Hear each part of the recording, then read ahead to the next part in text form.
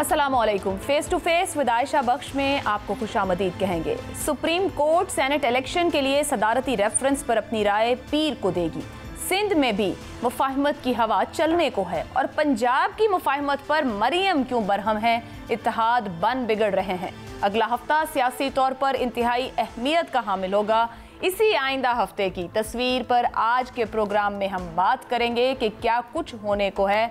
Programme के आखिरी हिस्से में बात होगी सरप्राइज डे पर भी। जो आज मेहमान मेरे साथ मौजूद हैं, बहुत ही प्रेस्टिजियस पैनल है। जानने की कोशिश करेंगे कि मौजूदा सूरत हाल को वो किस तरह से रीड कर रहे हैं। अनवर बेग साहब हमारे साथ मौजूद हैं, सईद काजी साहब यहाँ स्टूडियो में मेरे साथ हैं, एयर मार्शल रिटायर्ड शाहिद लतीफ़ साहब प्रोग्राम का हिस्सा हैं। गुफ्तगू का आगाज़ करें। आज मरियम नवाज जब हमजा शहबाज को जो रिहाई मिली है उन्हें लेने के लिए गई तो उन्होंने क्या मीडिया से गुफ्तगू की है, जरा सुनिएगा कि हुआ क्या और वो उस पर राय क्या रखती हैं। आपने कहा था कि हुकूमत से बात नहीं होगी। सेनेट इलेक्शन का रिजल्ट आ गया पंजाब का और बिला मुकाबला हो गए थे कि आपको पता था या बाला बाला हो गया सारा फैसला? देखिए, बात सिर्फ इतनी है कि अब इस मामले में मैं क्या कहूँ, मेरा ख्याल है मैं कुछ ना ही कहूँ तो बेहतर है। अनवर बेग साहब, ये जो कुछ हुआ है पंजाब में, जिस तरह से सवाल उनसे जो पूछा गया सेनेटर्स के बिला मुकाबला इंतखाब पर, लग ये रहा है कि मरियम नवाज खुश नहीं है। आप समझते हैं कि सियासत में बाज़ औक़ात लीडर्स को भी पता नहीं चलता या लीडर्स की राय कुछ और होती है और दिखाई कुछ और जाती है?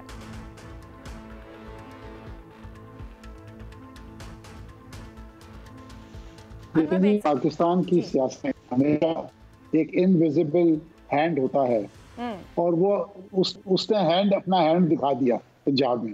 देखिए, ये यहाँ पे अगर आप किसी से लड़ना चाहेंगे ना जो इनविजिबल हैंड से, तो you will land up in square one. So आप सही कह रही है, जो कुछ भी हुआ है ये जहाँ तक परवेज इलाही साहब का तल्लक है, वो तो सबसे दोस्ती रखना चाहते हैं, वो तो हर चीज़ पे मिट्टी पाव वाली पॉलिसी उनकी होती है, तो उन्होंने सबको मिला लिया। फिर जाहिर है फिर इनविजिबल हैंड्स भी पीछे सपोर्ट आती है, तो उन्होंने सब कुछ करवा के एक बन्ने मारा है इन्होंने।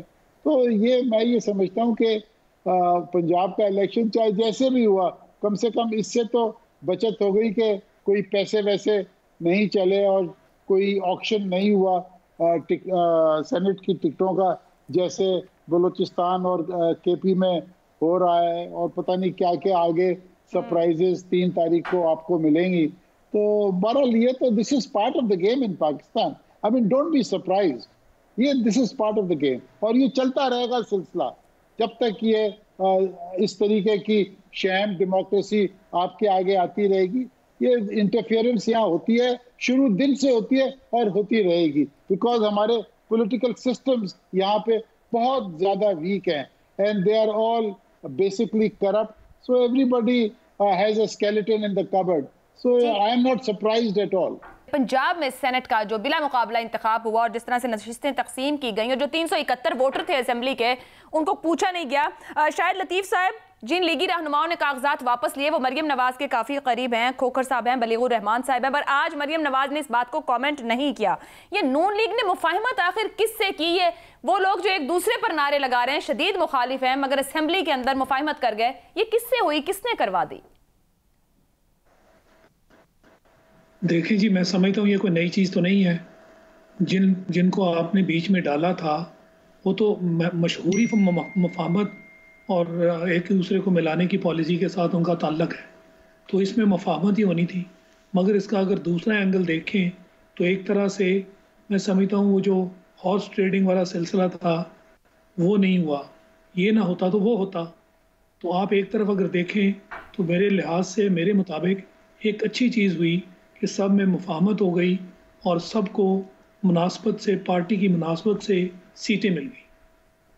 जो हमारी डेमोक्रेसी है वो ऐसी ही है।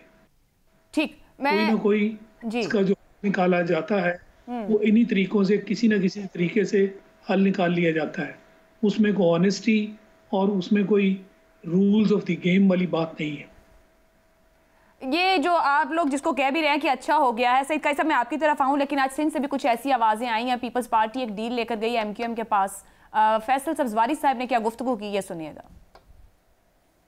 पंजाब की असेंबली ने बड़ा अच्छी मॉडल दिया है, तो क्या ये अच्छा होता कि हम सिंध में भी कुछ इस तरह का एक अरेंजमेंट हो जाए, क्योंकि हम सब एक शीशे के घर के मकीन हैं। अगर सेनेट के इंतखाब पर सियासी अमल के ऊपर हर्फ उठता है तो हम सब की नेक नामी के ऊपर हर्फ उठता है। तो कोई पंजाब वाली ही शक्ल यहाँ अगर हो सके तो बहरहाल हमने अपनी बात जरूर रखी है। उम्मीद है पीपल्स पार्टी के दोस्त इस पर भी गौर फरमाएंगे।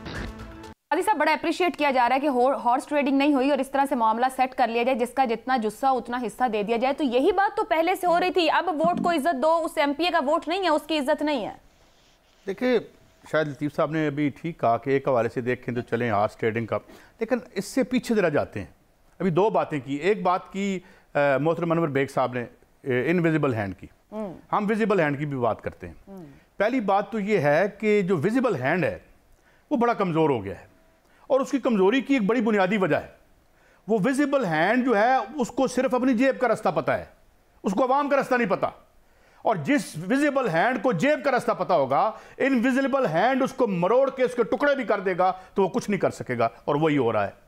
बुनियादी वजह यह है कि हम ये कहते हैं ना जी, मुर्गा पहले हुआ या अंडा पहले हुआ, एस्टैब्लिशमेंट पहले ठीक हो या ये पहले ठीक हो।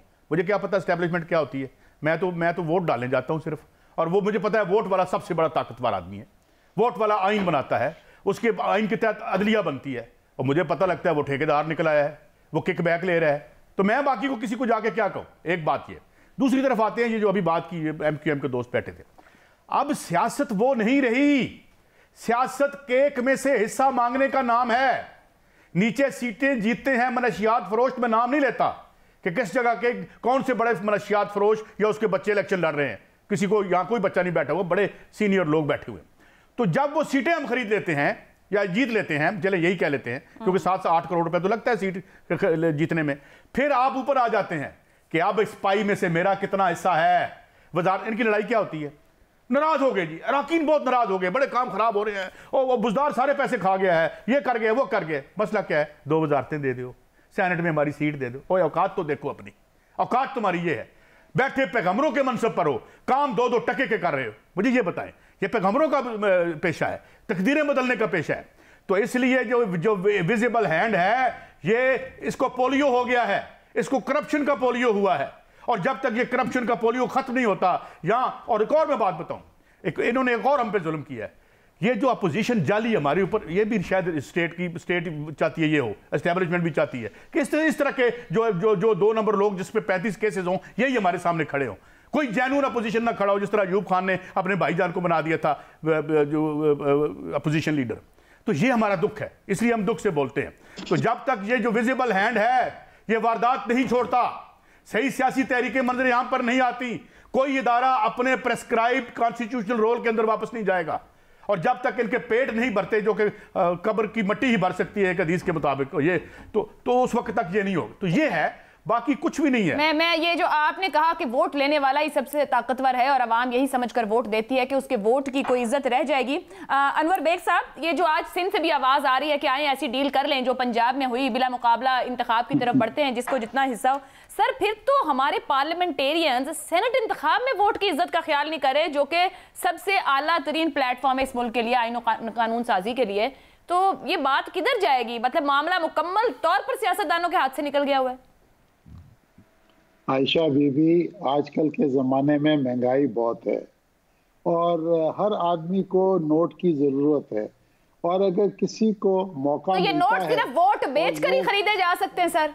अरे बीबी, मेरी बात सुने ना, जरा सुनने, आराम से सुने, डोंट गेट एक्साइटेड। ये जो अपना एमक्यूएम हमारे दोस्त कराची वाले बात कर रहे हैं, अब उनके जितने सेनेटर्स इलेक्ट होते हैं, वो तो एक बड़ी मिडिल क्लास फैमिली है, बहुत ही मिडिल क्लास है, बल्कि मिडिल क्लास से भी लोअर क्लास है, क्योंकि वो लोग अपने कारकुन को सेनेट की सीट्स नॉर्मली देती हैं।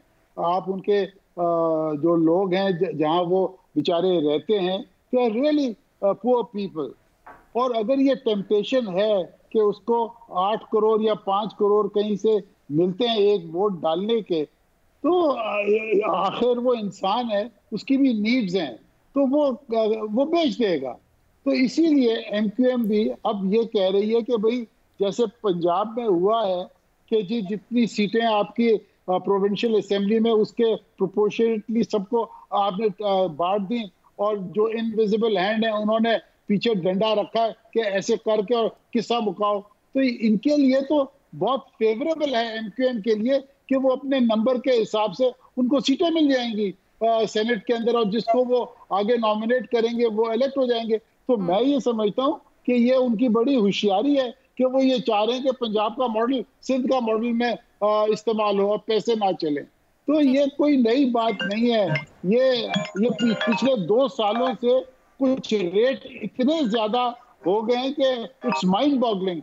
आप बलूचिस्तान की और केपी की तो बात करें, वहां पे कितने पैसे चल रहे हैं, और जो हमारे दोस्त फाटा के रहने वाले हैं जो अब केपी में आ गए, वो तो उनके पास तो माशाल्लाह पैसों की तो कोई कमी नहीं है। आप ये जो वीडियो देख रहे हैं कई दिनों से टीवी पे चल रही है, आप देखें वो पैसे तो ऐसे रखे हैं जैसे एक साहब तो कह रहे थे ये पैसे नहीं है, ये किताबें हैं।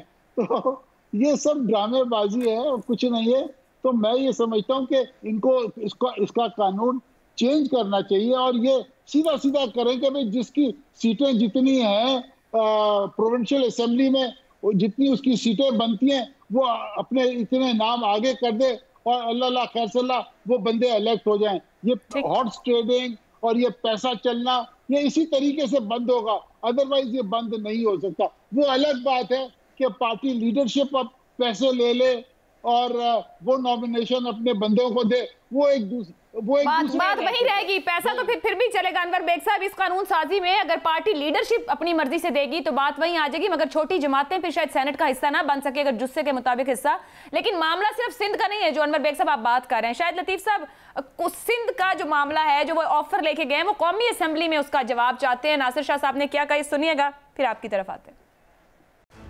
सेनेट के जो वोट हैं उसमें हम मिलकर इलेक्शन लड़े, और उसमें जो इनकी 2 नशिस्तें हैं, एक जनरल की और एक जो लेडीज की है, उसमें हम इन्हें सपोर्ट करें, और जो हमारे कैंडिडेट हैं उनको ये सपोर्ट करें यहाँ भी, और फिर वफाक में जो गिलानी साहब हैं वहाँ भी हमें सपोर्ट चाहिए। शायद लतीफ साहब जवाबन सिंध में पीपल्स पार्टी के बाद कौमी असेंबली में गिलानी साहब के लिए वोट चाहती है, ये फिर इसी तरह सबको सेटल कर लेना चाहिए? मेरे ख्याल में ऐसे ही होगा। वो कहते हैं ना, you scratch my back and I scratch yours, यानी हर एक के मफादात जो हैं वो पूरे कर दो ताकि मामला इस तरह चलता रहे। मेरा भी मामला सेट हो जाए, आपका भी मामला सेट हो। तो मुझे लगता है, तो जैसे मैंने शुरू में कहा, एक लिहाज से वो जो हॉर्स ट्रेडिंग वाला मामला है उसको हम ख़त्म कर सकेंगे, मगर दूसरी तरफ ये होगा। और अगर आप ये कहें कि जो पैसे की दौड़ है बिल्कुल ख़त्म हो जाएगी, वो नहीं ख़त्म होगी। आपने बिल्कुल ठीक कहा कि जब नॉमिनेशन की बात आएगी तो वहाँ तो पैसे चलेंगे ना, कि आप अपनी मर्जी से जिस बंदे को चाहेंगे वो पैसा लगेगा तो उस बंदे को नॉमिनेट करेंगे ना आप। तो वो चीज़ इससे ख़त्म नहीं होगी। उसके लिए हमें डेफिनेटली कुछ सोचना है, मगर कम से कम ये जो ओपन काम हो रहा था, ये बिल्कुल आपने ये भी बात जो की कि जी वो वहाँ पे इतने इतने बड़े नोटों के जो अंबार लगे हुए थे, उसको इस हद तक कह दिया गया कि जी ये तो किताबें थी, ये नोट तो थे नहीं। तो करप्शन तो इस हद तक जा चुकी है। दुरुस्त। एक ब्रेक लेना है, लेकिन बड़ा अहम सवाल है कि मंडी लगाने वाले क्या खुद इस मंडी को बनना चाहेंगे? ये मामला लेकर कोर्ट तक हुकूमत गई हुई है, अभी तक फैसला नहीं आ सका, और 3 तारीख को इंतखाब है सेनेट का। एक ब्रेक लेते हैं, ब्रेक के बाद गुफ्तगू आगे बढ़ाएंगे।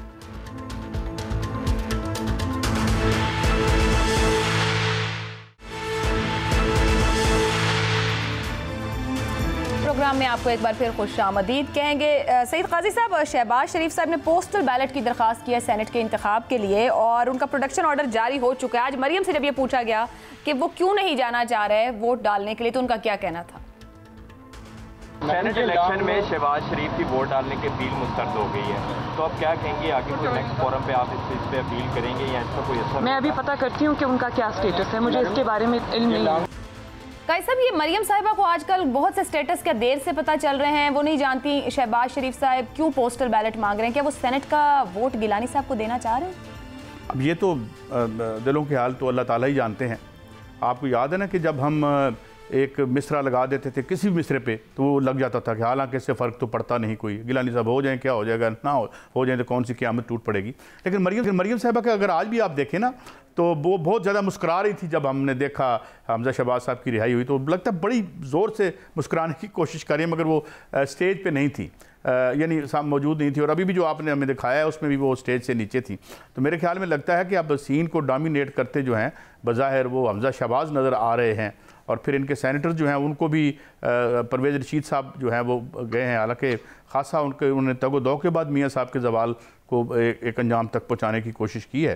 लेकिन ये है कि मरियम साहब मुझे लगता है कुछ ज़्यादा खुश नहीं है। और फिर अभी जो उन्होंने कहा कि जी मैं आपको नहीं बताना चाहती, भाई आप क्यों नहीं बताना चाहते, आप हमारे नुमाइंदे हैं, आप अंदर अंदर ही कर लेते हैं, घोटाले हो जाते हैं कि जी ये कैसे हुआ। जब सवाल किया गया कि ये पंजाब में क्या हुआ है, तो भाई why don't you take us into confidence कि हमारे पीछे पीछे करना है आपने, तो फिर रहने दें, फिर डेमोक्रेसी क्या है, मार्शल लॉ भी यही था तो आप भी यही है, फिर फर्क क्या है। जी अनवर बेग साहब, हमजा शहबाज की जो आज रिहाई हुई है, नून लीग के हालात, क्योंकि सियासत से बड़ा आपका गहरा ताल्लुक है, सारी रूट्स वहां पर हैं, ये मेरिट पर मामलात आगे बढ़ रहे हैं या ये मुफाहमत पर कहा जाए कि हालात साजगार हो रहे हैं?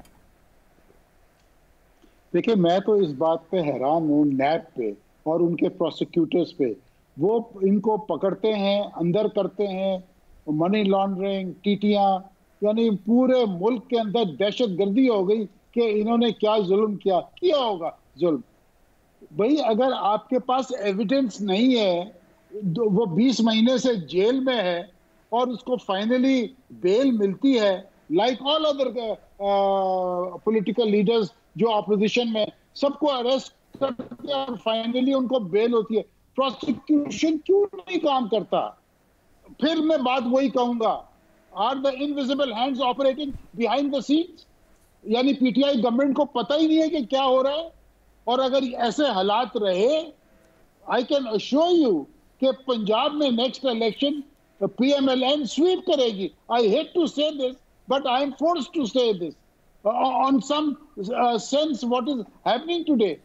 ये मैं समझता हूँ कि इमरान साहब को पता ही नहीं है ये क्या हो रहा है, और ये कोई गेम और ही चल रही है कि किसी को पकड़ लें फिर छोड़ लें। यानी आप इससे सोचें कि शहबाज शरीफ आप देखते रहिएगा, थोड़े दिनों में वो भी बाहर आ जाएंगे, वो साद रफीक बाहर आ गया, एहसन इकबाल बाहर आ गया, सारे बाहर, जितने लोगों को अरेस्ट किया सब किसी ना किसी प्रिटेक्ट पे बेल हाई कोर्ट से होके और वो सब फारिग हो गए। Where is the prosecution of NAB? What is happening in NAB? मैं तो समझता हूँ कि ये जो नैब है, ये सिटिंग गवर्नमेंट को जितना नुकसान ये पहुंचाएगी, ये तो इलेक्शन ऐसे हारेंगे कि इनकी पीटीआई की जमानतें जब्त हो जाएंगी। लोगों को पता है नहीं कि भाई सच्चे कौन है, झूठे कौन है। सही। पीएमएलएन के पास सीजन पॉलिटिशियन है, वो जनाब फर्स्ट क्लास अपने नरेशन देती है और इतना झूठ बोल रही है कि लोग उसको सच समझने लगे। और ये जो पीटीआई वाले ये अंडर 14 टीम लेके टेस्ट मैच खेलने चल पड़े, इनको पता ही नहीं है हो क्या रहा है। ठीक, अनवर बेग साहब बहुत बड़ा पॉइंट आप रख रहे हैं, नून लीग के स्वीप करने की बात कर रहे हैं। शाहिद लतीफ साहब, क्या वाकई वो जिस तरह कह रहे हैं कि नैब सपोर्ट कर रही है गवर्नमेंट को, अंदाजा नहीं हो रहा है कि सिटिंग गवर्नमेंट के साथ क्या हो रहा है? वो फिर वही बात कर रहे हैं कि नून लीग को बड़े फायदे मिल रहे हैं। आप समझ रहे हैं ऐसा हो रहा है? देखिए जी, कसूर किसका है? हम अगर इस तरह की बात कर रहे हैं तो ये हमारी असेसमेंट है, मगर कसूर किसका है? ये क्या ये गवर्नमेंट इतनी भोली भाली है और अंधी है कि इसको कुछ नजर नहीं आ रहा? जब भी बात करो चोर डाके और इनके मुंह से बड़े बड़े अल्फाज सुन लो, मगर जो इनके साथ हो रहा है ये बिल्कुल बात सही है कि जो तफ्तीश होती है और जो प्रोसिक्यूशन है वो कहाँ है? लोगों को अंदर बंद करते जाओ और फिर उसी कतार में लोग जो है वो अपना बेल लेकर निकलते आए। तो आपने दुनिया के सामने इंप्रेशन क्या दिया कि आप गलत तरीके से उनको पकड़ रहे हैं, केस कोई है नहीं, और जिसकी वजह से वो छूटते ही बाहर आ जाते हैं। तो फिर गवर्नमेंट को खुद अपने आप को ब्लेम करना चाहिए ना। और अगर गवर्नमेंट के साथ कल ऐसे होता है तो मुझे इस पर कोई किसी किस्म की हैरानी नहीं होगी, क्योंकि आप तो शायद लतीफ साहब, तो आप एग्री कर रहे हैं अनवर बेग साहब की राय से? वो जो इनविजिबल हैंड्स या नैब के इदारे की बात करते हुए बात कर रहे हैं, कोई हेल्पिंग हैंड है इस वक्त नून लीग के लिए? देखें, इस हद तक तो मैं बात शायद ना ले जाऊं, मगर मैं ये ज़रूर कहूँगा कि जो कुछ भी हो रहा है वो इतना क्लियर है और इतना ट्रांसपेरेंट है कि मुझे और आपको नज़र आ रहा है। तो क्या हुकूमत सोई हुई है इतने सारे उनके पास सोर्सेज ऑफ इंफॉर्मेशन है, उनको कुछ पता नहीं कि क्या हो रहा है। हुकूमत का काम है ना इस चीज़ को देखे। मैं इसी गुफ्तगू को आगे लेके जाते सैयद काजी साहब, शेख रशीद साहब जीएनएन से भी गुफ्तगू कर रहे थे, जिसको शायद लतीफ़ साहब कह रहे हैं कितना क्लियर और ट्रांसपेरेंट है। तो शेख साहब ने भी गुफ्तगू में कहा कि जो धूल है वो बैठ रही है। उन्होंने क्या कहा ये सुनिए, फिर बात आगे बढ़ाते हैं। अगर मरीम ने ये कहा कि हम भी कंसिडर कर सकते हैं अपनी लॉन्ग मार्च को, तो अच्छी बात है। मेरे ख्याल में तो धूल बैठ रही है और जो टेंशन है और जो इंतहा की एक दूसरे के खिलाफ चांद मारी है वो कम पड़ रही है। जी काजी साहब, देखिए पहले तो मैं कुछ रिकॉर्ड स्टेट कर दूं। जब ये बेल का मैटर सुप्रीम कोर्ट में लेके गए थे, तो जब सुप्रीम कोर्ट के फादर जज साहब ने कहा था कि क्या इसे हम इसके मेरिट पे बात करें, तो उनका जी इस पे मेरिट पे बात नहीं करनी, हार्डशिप पे बात करनी है। तो उनका भाई आप कहते हैं तो मेरिट पे कर देते हैं, मगर जब हम डिसीजन दे देंगे तो आपके लिए नीचे मुश्किल हो जाएगी। तो उन्होंने फौरन बेल एप्लीकेशन विदड्रॉ कर ली थी। अब जो इनकी बेल हुई है ये हार्डशिप पे हुई है। जो उनका मौक़िफ़ था, जब अदालत ने पूछा तो उनका 6 महीने 8 महीने में इसका फैसला साल में होने वाला है। और जानने वाले लोग, और बिल्कुल मैं दोस्तों से बात, ये मैं अब खास तौर पर बेग साहब बड़े अपराइट आदमी हैं, वो बिल्कुल ठीक कह रहे हैं कि कहीं ना कहीं कोई वारदात ज़रूर है, कोई सज़ा इनको नहीं देना चाहता, वो कौन है इसमें आपने बारे सोच लें। मगर सवाल ये है कि ये बिल्कुल ओपन एंड शट केसेस हैं, इनमें कोई भी नहीं बचता। और मेरा एक पॉइंट ऑफ व्यू और भी है, ये नैब, ये FIA ये बंद कर दें मेरे टैक्सी से जो चलती हैं। यहाँ पे वो जो मोटरसाइकिल चोर वाली तफ्तीश है वो जरा करके देखें, क्योंकि 90% लोगों से तो वो तफ्तीश होती है ना जो आम थीप से होती है। इन्हें एक आम जो इखलाकी मुलजिम है उसकी तरह ट्रीट करें, इन्हें 7 स्टार ना दें अंदर बैठ के, फिर इनके साथ मुकाबला ना करें। कौन दे रहा है? यहाँ तो शहबाज शरीफ के भी बाहर आने की बात है, तमाम लीडर्स बाहर आ चुके हैं। मैं ये अर्ज कर रहा हूँ कि ये जो केस है, मैं अब नाम नहीं लेता, ये कितने लोगों से मेरी बात हुई है गवर्नमेंट में और बाहर में, वो कहते हैं ओपन एंड शट केस है, कुछ भी नहीं पता इनको। और हालत यह है कि जो लोग इनके नाम पे नीचे टीटियों का कारोबार कर रहे थे वो बक पड़े हैं, कुछ भाग गए हैं, 4-5 जो पकड़े हुए, हर चीज है यहां पे। मगर बात क्या है? बात यह है कि जब आप उनको सजा नहीं देना चाहते, आप नहीं चाहते कि साफ सुथरे लोग आए अपोजिशन में, इस तरह के लोग होंगे तो मैनेजेबल होंगे। अब तो मैं इस बात पे कन्विंस हो रहा हूं कि भाई, और दूसरी बात पे भी कन्विंस हो रहा हूं कि यार इमरान खान बिल्कुल ही आजाद ना हो जाए, ये हमारे लिए कोई बड़ा मसला ना खड़ा कर दे। मेरा ये अंदाजा है, मेरा क्यास है कि यार ये तो बिल्कुल ही हो जाए, इसको रखो दबा के, क्योंकि ये ना हो जाए कहीं हम नहीं देना चाहते सजा। यहां बैठ के एक मुजरिम जो 15 लाख रुपए लेता है, वो रियासत के एक बहुत बड़े इदारे के रिश्तेदार से टीवी पे आकर कहते हैं मेरी बात हुई है। यार हम कौन सा मुल्क है? हम ये क्या हो रहा है यहाँ पे? देखे ना, वो मैं टेलीफोन की था, मेरा इलेक्शन जो है वो चोरी हो रहा है, तो ये हो रहा है, तो मैं एक शख्सियत के भाई से मैंने फोन किया, ये क्या है यार? यानी टीवी पे आके कहा ये ख्वाजा आसिफ साहब ने निकलवा लें किसी से। तो ये बेलें कहां पे हो रही हैं? कहां पे हो ना करें ये, और इस कौम के बच्चों के साथ ये खिलवाड़ मजाक। साहब बेलें कहां पर हो? मैं पूछ रहा हूं ना यार, मैं तो आई एम आस्किंग का क्वेश्चन, मैं कोई गैब कलम तो नहीं जानता, मगर ये मैं बात कर रहा हूं, पता होना चाहिए ना, हुकूमत था निकालेगी। मैं ये बात कर रहा हूं कि जो सुप्रीम कोर्ट ने कहा कि मेरिट पे हमजा शहबाज साहब आपका केस देख लें, तो फौरन भाग गए वहां से। तो मसला क्या है? मसला सिर्फ ये है कि, और 7-4 बंदे आ जाते हैं टीवी पे यूट्यूब चैनल लेके कि वो जी, आप एक मैं नाम नहीं लेता, कि वो हो गया तय कि जी फौज के बारे में आप बातें ना करें, इंशाल्लाह ताला आपको जो, यार ये बात इनको अदालत में ले जाओ यार। जो आदमी टीवी पे बैठ के एक यूट्यूब पे ये कहता है कि वो नहीं आपने हमारी बात नहीं करनी, हम बिल्कुल गैर जानबदार हो गए, और सेडिशन बनती है इस पे यार, सेट लगती है इस पे। तो मैं कहता हूं कि ये क्या मुल्क है, इसको कुछ कर लें, वरना आपका हशर वो होगा जो इंडिया के किसान मोदी का कर रहे हैं। जी अनवर बेग साहब, इसी गुफ्तगू को आगे शेख रशीद साहब की जब भी हमने गुफ्तगू सुनवाई, उसमें वो एक लफ्ज इस्तेमाल करते हैं कि रिकंसीडर करें, जब वो इनके लॉन्ग मार्च की बात करते हैं। मरियम साहिबा ने आज उसको बात की कि शायद उसकी जरूरत ही ना पड़े। तो ये जो धूल बैठ रही है, ये किसने उड़ाई और अब ये बैठ कैसे रही है? देखिए, मैं ये समझता हूँ कि वो कह रही है कि भाई लॉन्ग मार्च की जरूरत नहीं पड़ेगी। I think she is talking with a sense कि भाई ये जो इलेक्शन सेनेट का आ रहा है, यूसुफ रजा गिलानी का और हफीज शेख का, इफ पीपल्स पार्टी और नून लीग मिल के ये जो इलेक्शन लड़ रहे हैं, अगर in case if they win this contest, तो फिर हो सकता है कि वो वोट ऑफ नो कॉन्फिडेंस के लिए भी जा सकते हैं। तो जब वो उसके लिए जाएंगे तो फिर लॉन्ग मार्च की तो जरूरत नहीं होगी। I think she is counting on that, this is my hunch, क्योंकि अदरवाइज इनके लॉन्ग मार्च के जो मेरे सोर्सेज हैं पीपल्स पार्टी में और नून लीग में, वो यही कह रहे हैं कि भाई उनका प्रोग्राम तो है, but long march will not force Imran Khan to resign, ये भूल जाएं। ये लॉन्ग मार्चों से कुछ नहीं होता। अगर कुछ होगा पार्लियामेंट में होगा। अगर आपके पास नंबर्स हैं, आप नंबर गेम के साथ गेम खेलें। और मेरा ख्याल है ये जो यूसुफ रजा को इन्होंने फील्ड किया, ये जरा वोटर्स चेक कर रहे हैं कि भाई अगर हम वोट ऑफ नो कॉन्फिडेंस लाएं तो हमें कोई जीत हो सकती है या नहीं हो सकती। तो आई थिंक ये जो 3 तारीख को सेनेट के इलेक्शंस ये यूसुफ रजा और हफीज शेख के जो होंगे, आई थिंक इससे आपको क्लियर चीज पता चल जाएगी। ये पूरी कहानी खुल जाएगी 3 तारीख की शाम को। 3 मार्च की शाम बता देगी कि धूल कितनी बह चुकी है। एक ब्रेक लेनी है और आपको यकीनन 2 साल पहले की टीज फैंटास्टिक याद होगी। बात करेंगे सरप्राइज रेट पर। 2 साल पहले का 27 फरवरी, भारत की जो हमने मेजबानी की थी वो भूलेंगे कभी नहीं। आज फिर 27 फरवरी है। शाहिद लतीफ साहब, DGMOs का राब्ता, सीज फायर मुआहदे पर अमल की बात, क्या भारत को समझ में आ रहा है कि आगे बढ़ने का रास्ता क्या है? देखें, दरअसल ये भारत नहीं है। आपको मालूम है ना कि भारत ने तो अभी तक आज तक जो भी हमारी एग्रीमेंट उनके साथ हुई उसको कभी उन्होंने उसकी उन्होंने पासदारी नहीं की। और कुछ ही देर बाद जो आपकी लाइन है LOC, उसकी वायलेशन शुरू हो जाती रही। इस वक्त मैं समझता हूँ कि एक प्रेशर है जो बिल्ड हो रहा है, ख़ासकर अमेरिका जैसी पावर का, क्योंकि एक दुनिया में इंडिया के बारे में जो तासर बन चुका है वो ना इंडिया है आज का और ना शाइनिंग इंडिया है। किसी मोड़ पर भी और किसी महाज पर भी उनको कोई कामयाबी हासिल नहीं हुई।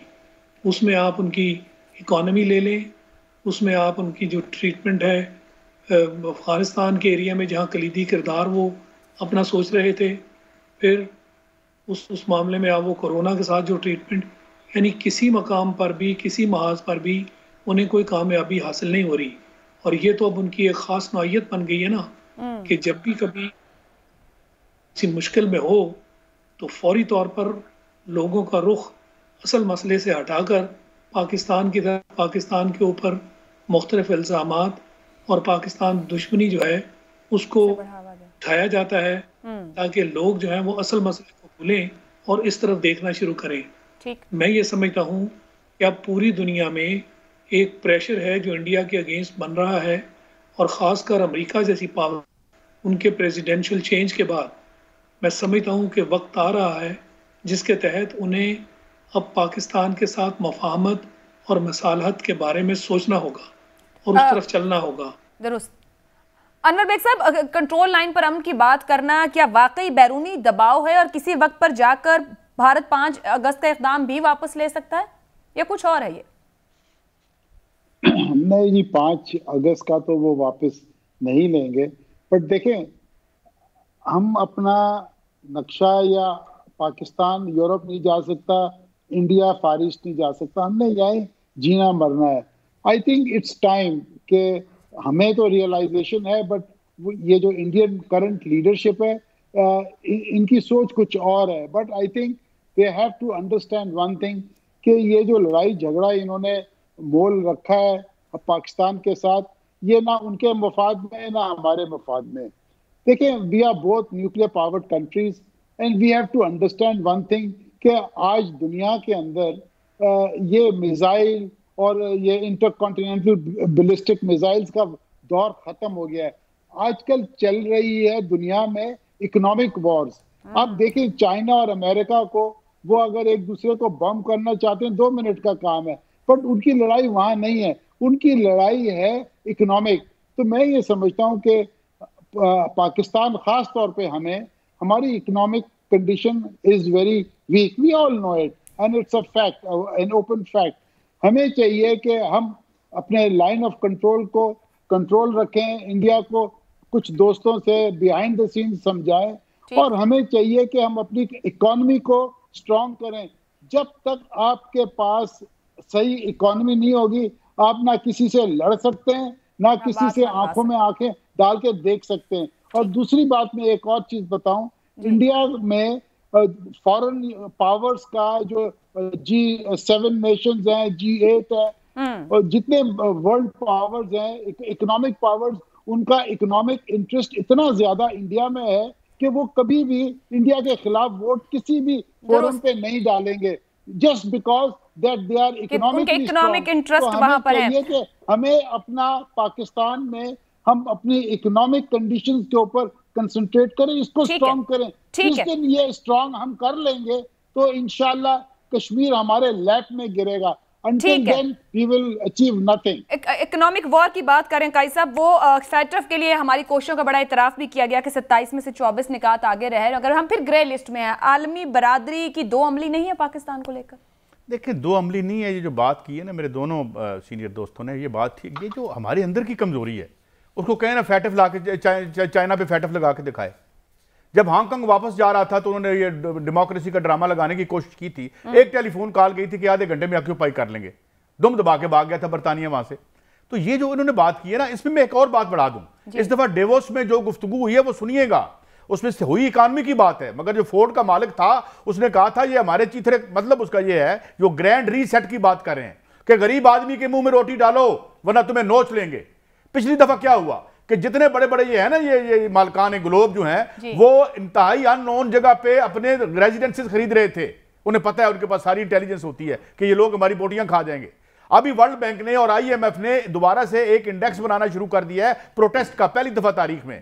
ये 2018 से शुरू हुआ है और उसकी आई है प्रिडिक्शन कि यहां दुनिया भर में प्रोटेस्ट तेज होने वाले हैं। और जो अहम बात यह है कि पॉलिटिकल पार्टीज जो हैं उनको डिफाई कर रहे हैं लोग। दुरुस्त। अमेरिका में देखें, जो 200 शहरों में कर्फ्यू लगा, कोई पार्टी नहीं थी वहां पे, आम आवाम। इंडिया में आम आवाम है। तो मसला यह है कि हमें जो है लोगों की ये बात बुनियादी है कि लोगों को रोटी की बात करें। ये दोबारा बहस शुरू होने वाली है, दोबारा ये बहस शुरू होने वाली है। और मेहमानों का शुक्रिया अदा करूंगी। पाकिस्तान की मईशत ही पाकिस्तान के रास्ते रोशन कर सकती है। इजाजत दीजिए, अल्लाह हाफ़िज़।